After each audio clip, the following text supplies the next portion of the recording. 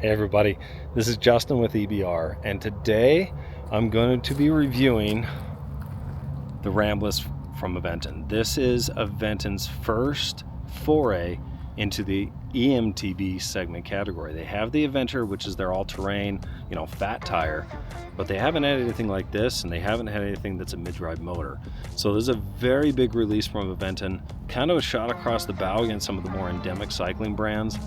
Given that Aventon has been that solid, a lot of direct-to-consumer, a lot of lifestyle sub $2,000 bikes. So how does their electric mountain bike fare? I flew down to San Clemente, spent a couple days with the Aventon team, spent a good 5-6 hours riding it around. I didn't fly down, I drove down so I could bring the bike back and spend some more time on the trails and really get to know how the bike feels, how it handles. And bottom line, I am super impressed. At an MSRP of $26.99, this is going to be hard to beat for that entry-level hardtail electric mountain bike. There's a lot of cool things, a couple things that I'd like to see improvement on, but hey, stick with me through the review. I'm going to go through the specs, how it handles, how it rides, and kind of just give you my overall thoughts, but you're going to be impressed.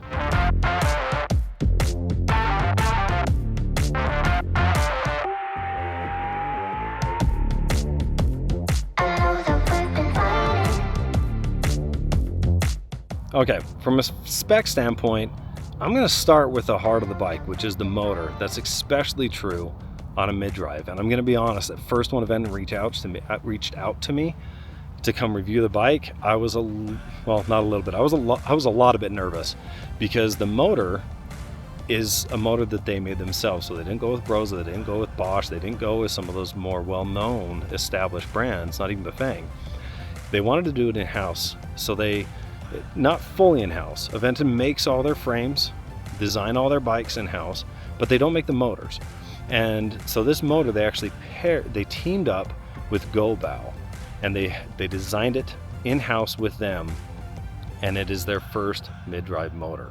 So similar to how Specialized teams up with Brose to make the Specialized 2.2 motor that you see on the Levo, that's kind of what they did with Gobao. They've got it kind of locked up for a couple years, I believe, where they're going to be working very closely with them to continue to develop this motor.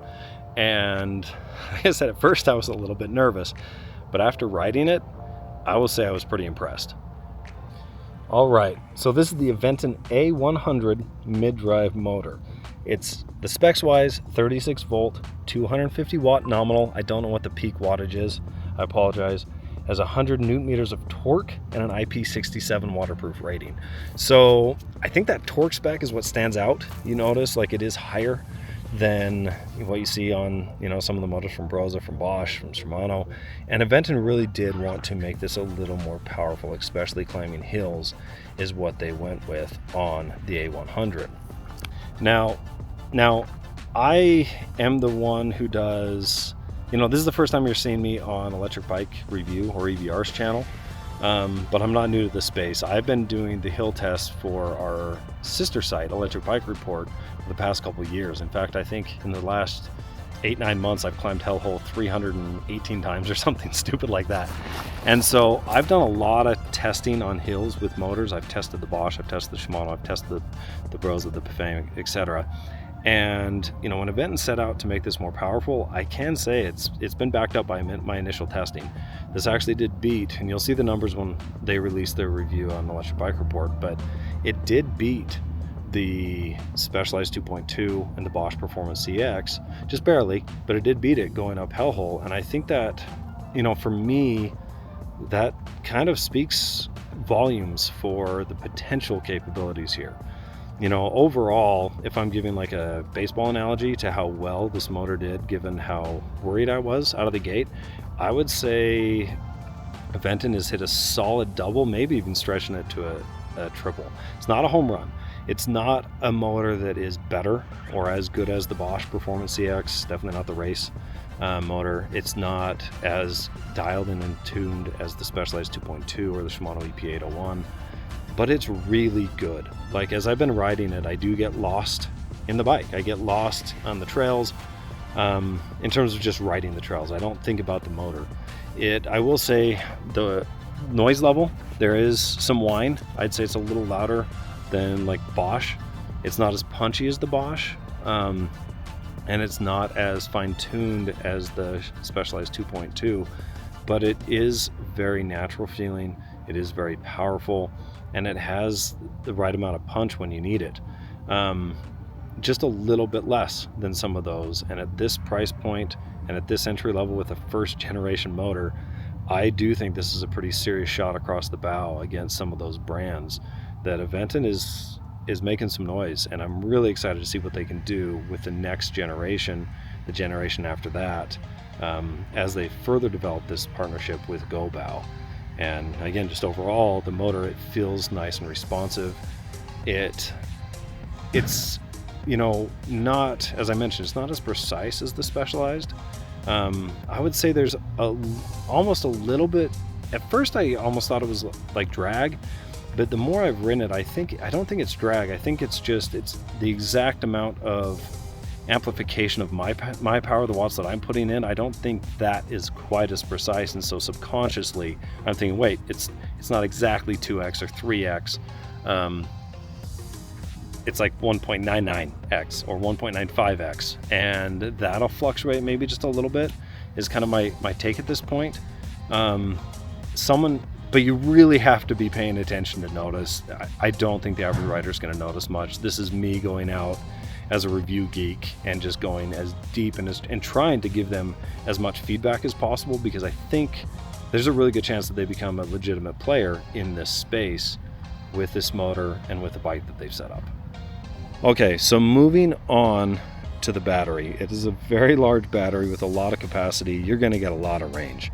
It's a 708 watt hour battery, 36 volt. It does have LG 21700 cells in it, so they're good quality cells, good quality battery.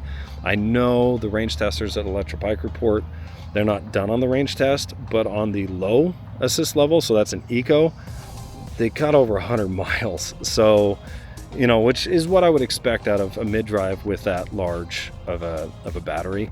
Bottom line, you're not going to have much range anxiety on this, even if you're in turbo. Now, moving up here on the control side of things, let's get a good shot here. There we go. Okay, so this is where you turn it on, and when you turn it on, you'll see this full color display. If I continue to hit the power button, it'll cycle through. So the odometer, so I put 142 miles on this so far, my average speed, total time, the estimated range, trip time, max speed, I guess I got up to 30 miles an hour, and then back to the home screen. You can adjust a lot of these things in the app. To change from eco to trail and turbo, there are these buttons here. So you'll see it's off, eco, trail, turbo.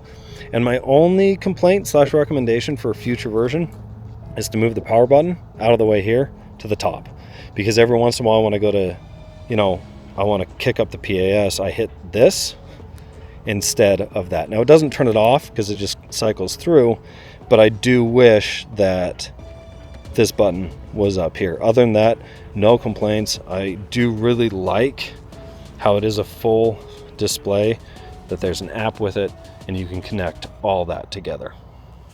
So now going over the rest of the specs, now that I've covered the heart, with the motor and the battery of the Ramblas. My second question and concern after hearing that, they were going to make their own motor, again, 2 thumbs up on the motor, they did a good job. But my next question and concern was actually, if they're making their own frame, what's the geometry going to be like? How's it going to feel when I'm riding? A lot of the lifestyle brands kind of miss when it comes to geo. I don't understand why they don't kind of just go look at all the other major brands and kind of, start there and then make tweaks, but some just are a complete miss. And I will say, after riding this and talking to other people that have ridden it, I think they absolutely nailed the geometry. It feels really solid. It feels very modern, up to date for a hardtail eMTB. The head tube angle is 66.5 degrees. The seat tube angle, 74.5. This is for large. Keep in mind, it's a little bit different for the others. You have a reach of 455 millimeters, and the reach just felt good. Again, when I spent 4 or 5 hours riding in San Clemente, I was just surprised at how fun the bike felt. It was responsive. It was just fun on the trail. And again, that's just kind of a big checkbox for me, because all the other specs that we're going to talk about, you can upgrade, you can change. You can't change the motor, you can't change the battery, you can't change the frame. And so the fact that they really dialed that in and spent time, I know they went through several iterations with their team.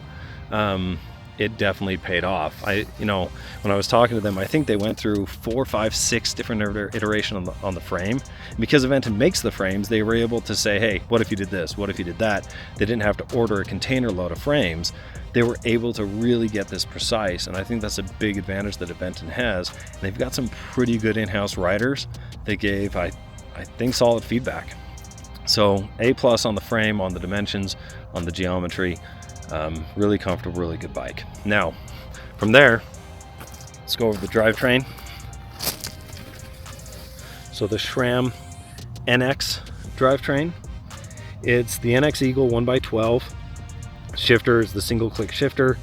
The cassette is the SX Eagle 11 to 50 teeth. So it gives a lot of good range. You got a really steep hill to climb. It's going to give you enough range on those gears on that rear cassette. Sometimes in this, sub $3,000 level, you'll get like a very entry level gear set that's, a 1x9 that just doesn't quite give you the range that you need. This does, and so it does a good job. I would say the NX, it's not as clean shifting as the Axis or their X01 or their GX, but that's not to be expected. Also the extra weight, I don't think you're going to care, given you're on an e-bike. So yeah, really good job from them on that. Okay, now moving to the brakes. It's the SRAM DB8. So you have 200mm rotors in the rear, 180 millimeters in the front. They are 4-piston brakes. Very comfortable, good feel to them, and just overall good high quality brakes. Again, you can get better brakes, but at this price range, that's better than what I would expect. Another big place where Aventon took a step up was the fork. So they did spec this with a RockShox 130mm fork, and it felt really good to me. It does not have compression adjustment. It has rebound adjustment down here below, but it's a spring fork without compression adjustment. I do think some heavier riders might wish there was some adjustment there. I'd like to see that on the next model. But again, for this price range, I think I'm probably asking too much, if I'm being honest. And just overall really liked that front fork on that. The next big thing that they did was the seat post dropper. So on the large and the extra large, you have 150mm seat post dropper, and that's big. Like, I personally I don't like mountain bikes that don't have seat post droppers, and I just love the fact that they spec this with it. Could they have spec'd it with maybe 175mm? Yeah, I think someone this might be like 6'3", 6'4" would feel that they'd want something longer there. But overall, it's just really good quality.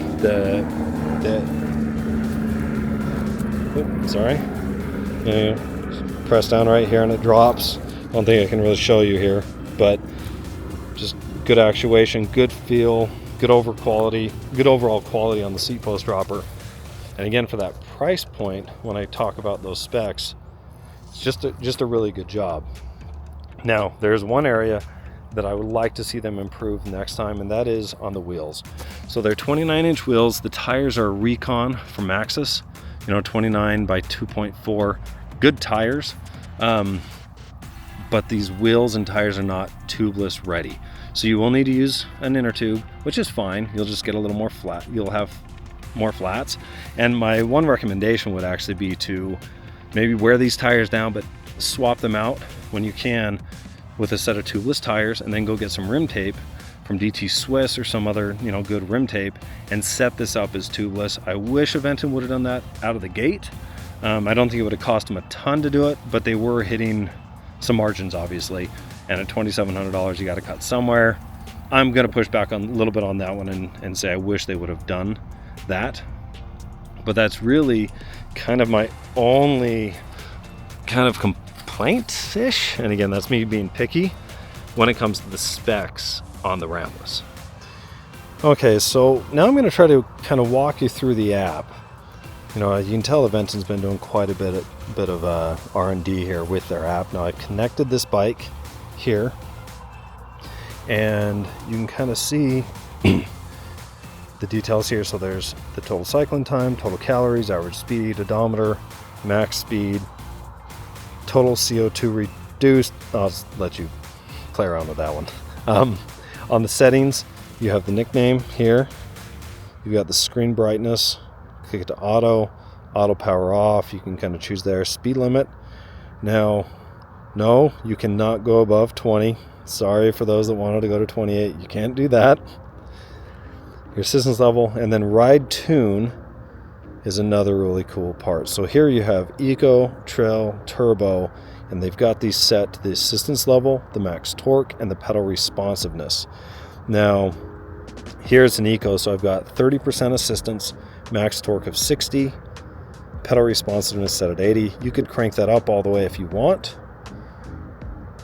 You have Trail. This is set at 60 assistance, 80 Newton meters of max torque, 60 on the pedal response. On Turbo, I've got it at 90% assistance right now, max torque of 100, and pedal response down to 20. Now for me, I'm going to boost that to 100 because I like, if I'm in Turbo, I want it to be in Turbo. And I'll probably increase the pedal responsiveness. But you can play around with this however you want and really dial that in, which I like, and just hit apply to e-bike, and it applies it. So you can play around, you can set it up however you want. Generally for me, I like to boost the Eco just a little bit. Unless I want like an extra workout in, then I'll lower it down, but I generally like fun. And then I'll usually leave Trail about where they've got it. And I try to have Eco on one end, Trail in the middle, and Turbo at the top, where Turbo again gets me up to 100 on most of these settings. And really cool that they have the app. They'll be able to send over the air updates and just do a lot of cool things with these. You know, you can record your ride and see where you're at, discover, and this is kind of like a social aspect where you get a lot of people sharing stuff to do with their app. There's me here, just all the cool things you can do with the Aventon app. So far, my take on the Ramblas is it's a lot more fun than I was expecting. Some of those doubles, I don't know how I'd feel on it, just because it's not full suspension. But if you're a little better than me, you'd probably find. But it handles itself very nice on the trail. It is just a ton of fun for a 27.5 inch, you know, hardtail eMTB. The motor, I'm gonna wait to comment on the motor until I've done kind of full testing on it. I had one model that I think was having some issues, and so I need to spend some more time on this one. The other one, I think there was a cable pinch or something, and it was cutting off sometimes. This one's not. We'll say so that up to this point, it's a bike that I ride mostly in trail or boost. Noise wise, well, you'll hear it here. I'll be quiet so you can hear that noise.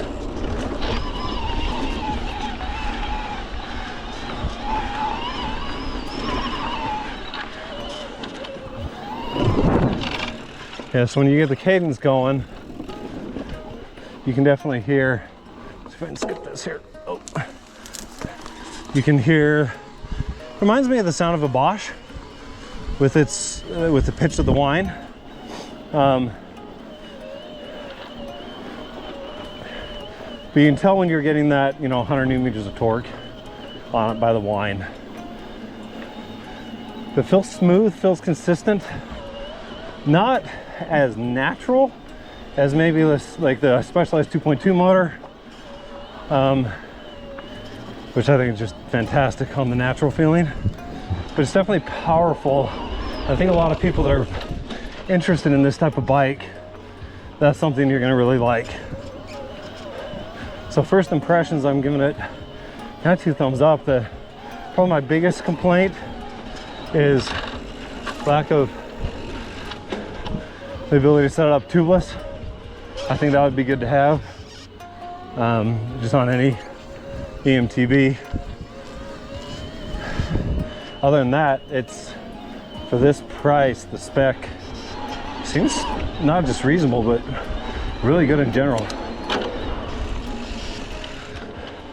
The geometry and the handling, I've been very comfortable. I've been out now for about 3 hours riding around, and it feels really good.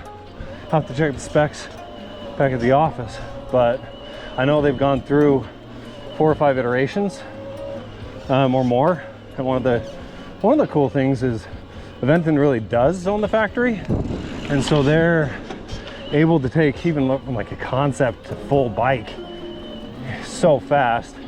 And so for them, really the only slowdown when it comes to updating things like geo, motor, etc., is actually on the shipping time.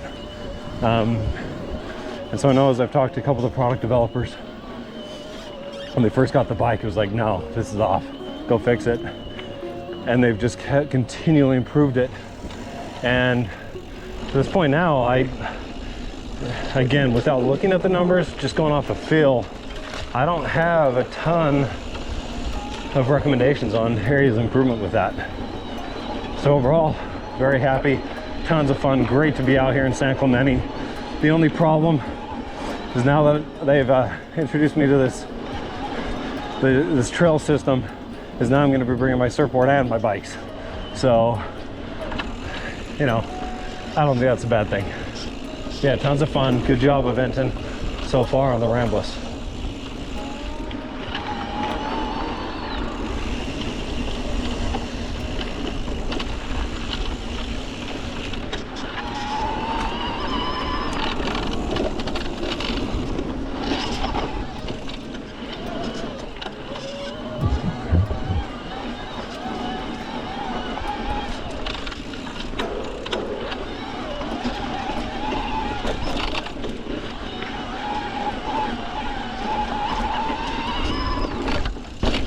It's always great when you can be climbing up a hill and hit a little jump because of that e-assist.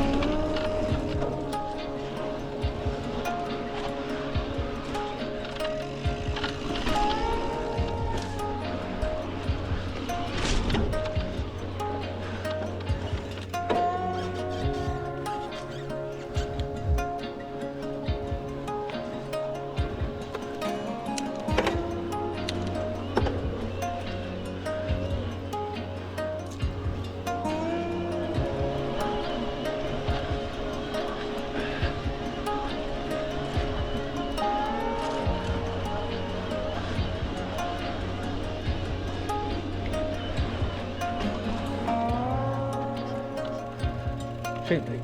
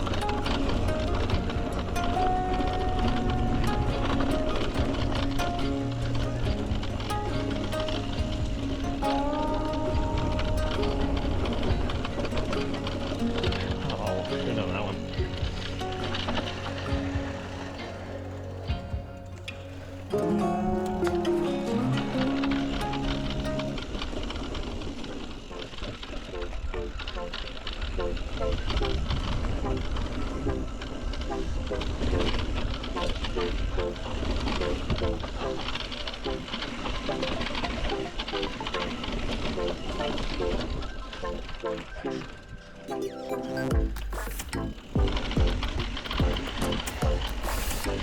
shit now.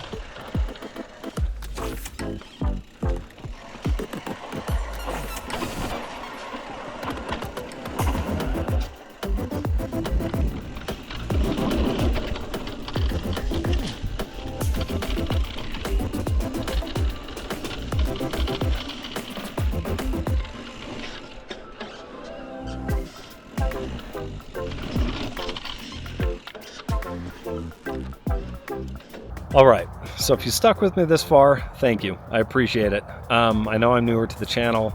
You're used to Court, and he's just fantastic, so it's kind of hard to top.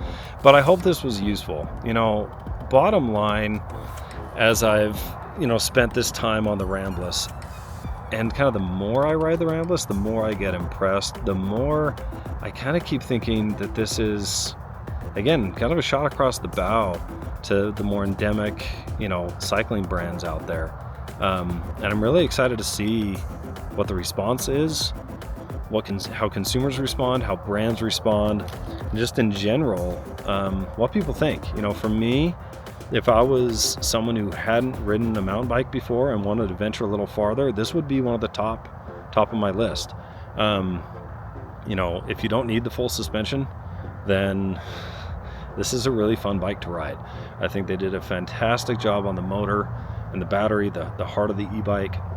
Specs wise, I would expect this bike to cost a good $500 to $1,000 more, given what it has. I'll be curious to see where they go with price. I don't feel like they're going to go up from here, and that puts some pretty serious competition on some of the other brands out there. And overall, I like competition in the space. I love seeing brands stretch and reach and do new things, but this doesn't feel like a stretch for Aventon. This does not feel like a Gen 1 eMTB. This feels like they've spent a lot of time in R&D, a lot of time on the trail, and I know they have over the past year. I know they've gone through several iterations, and I think, you know, for me, I see some of the advantage that Aventon brings by owning their own factory here. Being able to make slight modifications and fast tweaks to the geometry and the frame, to understand the manufacturing process enough to go in with a brand like Gobao, who I'm not as familiar with, and create a really good Generation 1 e-bike motor. Overall, it's a ton of fun to ride. I think there's going to be a lot of people that are excited about this. People maybe they've been riding an Aventon Adventure and just want to go a little bit farther, take it on some trails that they are not currently allowed, you know, on a Class 3 bike. Hit some single track and really stretch yourself and start mountain biking and get into something that for me is my favorite thing to do. So with all that being said, again, great job, Aventon. Excited to see what goes in the future. Few tweaks to improve on. The tubeless setup is probably the biggest one that comes to mind. But overall, not many complaints, especially for a first attempt and for that price range. So well done, Aventon. And if any of you have questions that you feel like we left out, please leave those in the comments below. Like and subscribe to our channel as always.